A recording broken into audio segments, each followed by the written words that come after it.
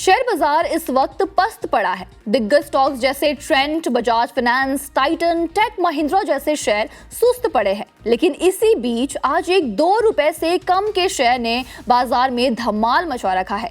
ये शेयर न केवल बड़ी बड़ी कंपनियों के कान काट रहा है, बल्कि आज गिरावट भरे बाजार में भी उड़ान भर रहा है। हम बात कर रहे हैं एम्पावर इंडिया की, जिसमें 5% का अपर सर्किट लगा है और शेयर ₹1.81 प्रति शेयर पर पहुंच चुके हैं।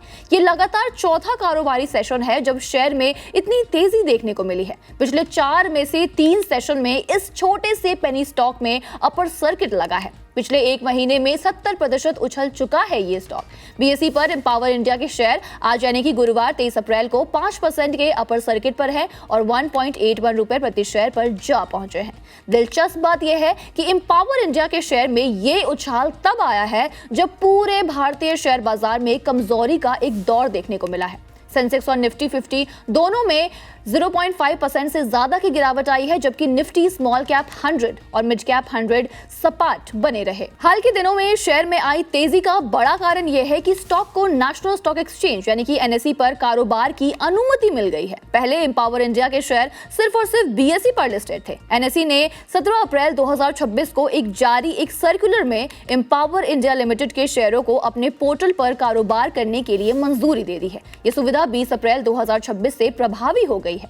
एम्पावर इंडिया में निवेश करने वालों को इसने 1 महीने में 70% का जोरदार रिटर्न दिया है। 3 महीने में इसमें 27% की बढ़त रही, तो इस साल अब तक 5% का उछाल भी देखा गया है। पिछले 3 साल में ये पेनी स्टॉक 450% का मल्टी बैगर रिटर्न दे चुका है और अगर 5 साल का हम रिटर्न देखें तो ये 1107% बढ़ चुका है। हालांकि पिछले 6 महीने में इसमें 17% की गिरावट जरूर आई है। ध्यान रखें कि ये स्टॉक्स जितनी कम कीमत के होते हैं, इनमें रिस्क भी उतना ही ज्यादा होता है, क्योंकि इनमें लिक्विडिटी की काफी कमी होती है और यही वजह है कि इनमें निवेश से पहले गहरी रिसर्च और डीप नॉलेज होना बेहद जरूरी माना जाता है। एक्सपर्ट्स भी अक्सर ये सलाह देते हैं कि इन स्मॉल कैप स्टॉक्स में अपने पोर्टफोलियो का केवल एक छोटा सा हिस्सा ही लगाना बेहतर होगा। फिलहाल इस खबर में इतना ही। बाकी बिजनेस फाइनेंस की तमाम ऐसी खबरों से अपडेटेड रहने के लिए आप देखते रहिए जागरण बिजनेस।